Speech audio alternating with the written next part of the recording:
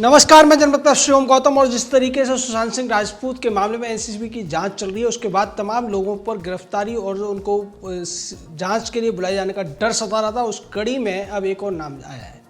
सारा अली खान को अब एनसीबी ने जांच के लिए बुलाया है, सम्मन किया है पूछताछ के लिए। सारा अली खान को लेकर पहले से ही रिया चक्रवर्ती ने खुलासा किया था, उसके साथ साथ उसे शोभन खंबाटा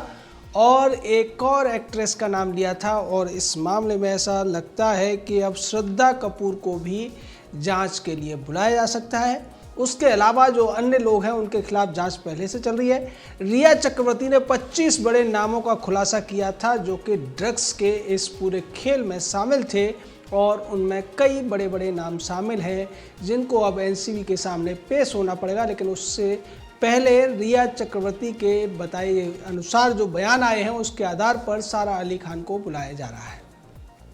सारा को बुलाए जाने के कई सारे मीनिंग निकलते हैं और उससे स्पष्ट है कि अब सारा भी जब बताएगी ड्रग पेडलर्स के नाम, जैसा कि रिया के मामले में हुआ, रिया और सौविक ने जो नाम बताए उसमें अब तक करीब 50 लोगों का खुलासा हो चुका है, तमाम गिरफ्तारियां हो चुकी हैं। और जब सारा बताएगी तो सारा का भी एक चेन सामने आएगी और इसी तरीके से जिन जिन लोगों से पूछताछ होगी उनकी एक नई चेन होगी। और ये चेन रिएक्शन के माध्यम से लगता है कि पूरे बॉलीवुड के जितने भी नशेड़ी गंजेड़ी और अफीमची हैं उन सभी तक एनसीबी आसानी से पहुंचती हुई दिखाई दे रही है, जिसको लेकर कंगना रनौत ने कहा था कि 90% से ज़्यादा जो बॉलीवुड में काम करने वाले लोग हैं या उनकी पत्नियां हैं वो ज़्यादातर नशेड़ी गंजेड़ी हैं। ये सारा मामला इतना ज़्यादा बढ़ जाएगा, इसकी उम्मीद न बॉलीवुड के उन तमाम लोगों को रही होगी जिन्होंने सुशांत सिंह राजपूत के मामले को दबाने की कोशिश की, दिशा सालियान की मौत को दबाने की कोशिश की, और इन दोनों ही मौतों को बड़ी आसानी से आत्महत्या घोषित करा दिया था मुंबई पुलिस के माध्यम से। लेकिन कहा जाता है कि सच्चाई छुप नहीं सकती अदावत के उसूलों से, और खुशबू आ नहीं सकती कागज़ के फूलों से। ऐसा लगता है कि इस पूरे मामले में ज्यों ज्यों जांच आगे बढ़ रही है उसके बाद इन लोगों के स्याह चेहरे सामने आते जा रहे हैं। इनके काले चेहरों से जो पर्दे लगे हुए थे, जो नकाब पड़े हुए थे, वो धीरे धीरे करके हटते हुए नजर आ रहे हैं। और यही वजह है कि ज़्यादातर जो अभिनेता या अभिनेत्रियां हैं वो मुंबई से इस समय छुट्टी बनाने के बहाने गोवा भाग चुके हैं। उसमें जिस तरीके से अब तक दूसरी तरफ मनजिंदर सिंह सिरसा ने भी एक शिकायत की थी, उसको भी एनसीबी ने ले लिया है। और उसमें करण जौहर, दीपिका पादुकोण, मलाइका अरोड़ा और मीरा राजपूत से लेकर जोया अख्तर, वरुण धवन, विक्की कौशल, रणवीर कपूर, अर्जुन कपूर जैसे, शाहिद कपूर जैसे नाम उसमें जुड़ते हुए नजर आ रहे हैं। उसके बाद ऐसा लगता है कि धीरे धीरे करके आधे से ज़्यादा जो वर्तमान के एक्टर एक्ट्रेस या उनकी पत्नियां हैं या प्रोड्यूसर डायरेक्टर हैं वो इस पूरे मामले में लिप्त होते हुए दिखाई दे रहे हैं। वहीं दूसरी तरफ आज जिस तरीके से मुजफ्फरपुर की एक अदालत ने तमाम ऐसे लोगों को सम्मन जारी किया, उनको बुलाया गया है कोर्ट में पेश होने के लिए, उससे भी लगता है कि इन लोगों की जो मुश्किलें हैं वो कम होने वाली नहीं है और वहाँ इन लोगों को पेश होना है, जिसको लेकर इन लोगों में हड़बड़ी है। और उनमें सलमान खान का भी नाम है। तमाम ऐसे लोग हैं जिनके नाम उस पूरे मामले में हैं, जिसको लेकर इन लोगों में तमाम खलबली है और अब ये सोच नहीं पा रहे कि कब कहां से किस अदालत से उनको सम्मन आ जाएगा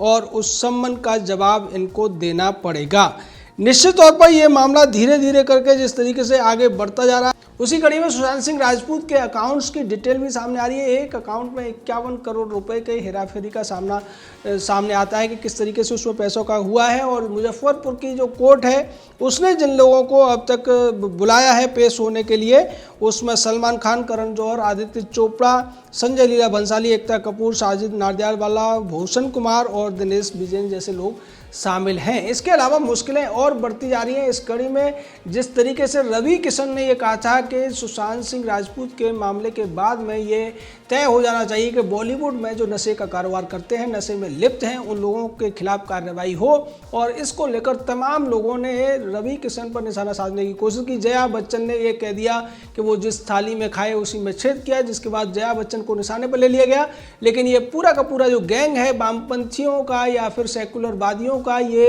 एक एक करके निशाना साधने के लिए सामने आ रहा है। अब अनुराग कश्यप सामने आता है और वो ये कहता है कि रवि किशन तो खुद गांजा पीते हैं, उनसे किस तरीके की बात कर आप उनकी बात को मान सकते हैं। और उनके दिन की शुरुआत तो जय शिव शंकर, जय शंभू, जय भोले के होती थी। इसको लेकर रवि किशन ने जवाब दिया और ये कहा कि मुझे उम्मीद नहीं थी कि अनुराग कश्यप इस तरीके से बात करेंगे, वो मैं उन्हें मित्र मानता था, लेकिन मैं चूंकि शिव शंकर का भक्त हूँ इसलिए मेरी शुरुआत शिव शंकर के जयकार से ही होती है, और जो आरोप वो लगा रहे हैं वो गलत है। वो मेरे ऊपर गांजा पीने का आरोप लगा रहे हैं, जबकि उन्हें तो इस पूरे मामले में इस लड़ाई को आगे बढ़ाना चाहिए था। उन्हें इस नशे के कारोबार से मुंबई को आज़ाद कराने के लिए कोशिशें करनी चाहिए थी। यानी कि धीरे धीरे करके इसमें तमाम ऐसे लोग जुड़ते जा रहे हैं जो इन नशेड़ी गजेड़ी अफीमचियों की वकालत करने के लिए धीरे धीरे करके आगे आ रहे हैं। वजह यह है कि इन लोगों को बोलना ही पड़ेगा, क्योंकि इनसे जुड़े हुए लोगों तक अब ये जांच की जो आंच है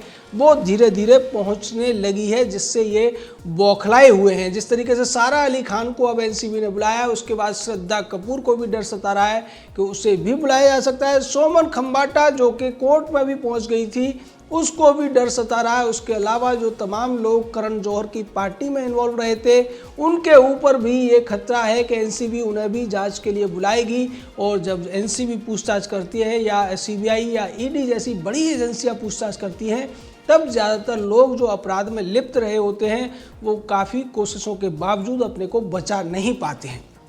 जैसा कि रिया चक्रवर्ती के मामले में हुआ था, सतीश मानसिंदे जैसे बड़े वकील ने उसको तमाम ऐसे जवाब रटा दिए थे जिनकी रिहर्सल उसको आज तक चैनल पर राजदीप सरदेसाई नाम के एक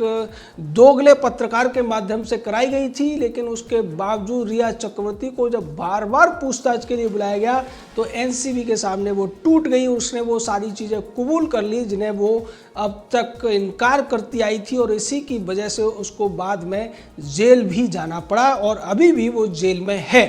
तो ये जो रिया चक्रवर्ती का अंजाम ये लोग देख रहे हैं, उसके बाद इनको डर सता रहा है कि इन्होंने जो नशा किया है, नशे का कारोबार किया है, नशे की खरीद फरोख्त की है, उसको लेकर अब गिरफ्तारी की तलवार इन लोगों तक पहुंचती हुई दिखाई दे रही है, जिससे बचने के लिए ये तमाम तरीके के उपाय करते हुए नजर आ रहे हैं। लेकिन चूंकि इस मामले में कड़ियाँ जुड़ती जा रही हैं, और दूसरी तरफ एनसीबी पूरे देश के अंदर जिस तरीके से छापेमारी कर रही है, उसमें भी उसको भी एक बड़ी खबर रही कि एक व्यक्ति के पास से 750 ग्राम के करीब हशीश पकड़ी गई। दूसरी तरफ और कुछ लोग पकड़े गए, उनके पास से भी तमाम इसी तरीके की चीज़ें पकड़ी गई, और इस पूरे मामले को लेकर पहले भी 1 किलो चरस पकड़ा गया था। तो ये सारी चीज़ें ये दिखाती हैं कि अब जो गृह मंत्रालय है उसने स्पष्ट तौर पर एनसीबी को ये निर्देश दे दिया है कि जितने भी नशे का कारोबार करने वाले लोग हैं, नशे की खरीद फरोख्त करने वाले या उसको सप्लाई करने वाले लोग हैं, उन पर शिकंजा कसा जाए और नशे के इस मकड़ जाल से देश के युवाओं को मुक्त कराया जाए। इसको लेकर मनजिंदर सिंह सिरसा ने जिस तरीके से एक नई मुहिम छेड़ी, और वो राकेश अस्थाना जो एनसीबी के डायरेक्टर हैं उनसे मिले, उन्होंने कहा बॉलीवुड ने जिस तरीके से पंजाब को की संस्कृति को बदनाम करने की कोशिश की थी, ये कहने की कोशिश की थी कि उड़ता पंजाब के नाम से उन्होंने ये बताया था कि ज़्यादातर जो पंजाबी युवक हैं वो नशेड़ी हैं, वो नशे में लिप्त हैं। लेकिन ये बॉलीवुड खुद की तरफ देखना भूल गया। जैसे कहते हैं कि दीपक तले अंधेरा, उसी तरीके से ये बॉलीवुड पिछले 30 सालों से ज़्यादा समय से नशे की गिरफ्त में है। यहाँ लड़के लड़कियाँ हों या उनके बच्चे हों, ये एक्ट्रेस या एक्ट्रेस हों, उनके बच्चे हों, उनकी पत्नियां हों, ये सभी पार्टियों में जिस तरीके से नशे का सेवन करते हैं, नशे की वो तमाम प्रतिबंधित वस्तुओं का सेवन करते हैं, वो बेहद शर्मनाक है और इसके ऊपर कार्रवाई होनी चाहिए।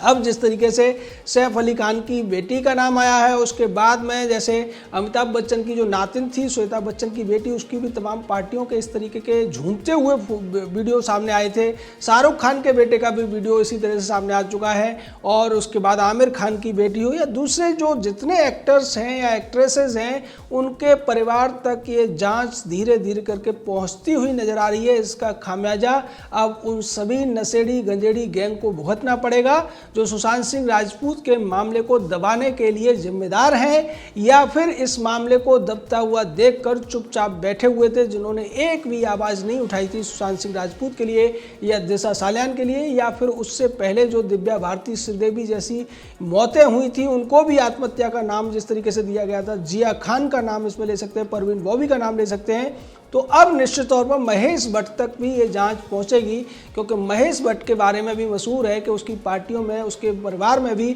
नशे का खूब इस्तेमाल होता है, और परवीन बॉबी जिसकी मौत हुई थी, जिसे आत्महत्या का नाम दिया गया था, उसके भी संबंध महेश भट्ट से थे। तो इस पूरे मामले के बाद में जिस तरीके से एक और वीडियो सामने आया है जिसमें रिया चक्रवर्ती महेश भट्ट के साथ बहुत तालियां बजा रही है, हंस रही है, इससे ऐसा लगता है कि कहीं ना कहीं महेश भट्ट की जो भूमिका है इस पूरे मामले में बहुत ज़्यादा संदिग्ध है, और सीबीआई उसको लेकर भी अब जांच आगे बढ़ा रही है। तो निश्चित तौर पर बॉलीवुड के जितने भी अपराधी किस्म के लोग हैं, जितने भी नशेड़ी गंजेड़ी हैं, अब उनको जेल जाना पड़ेगा, ये हम मानकर चल सकते हैं। जय हिंद, जय भारत।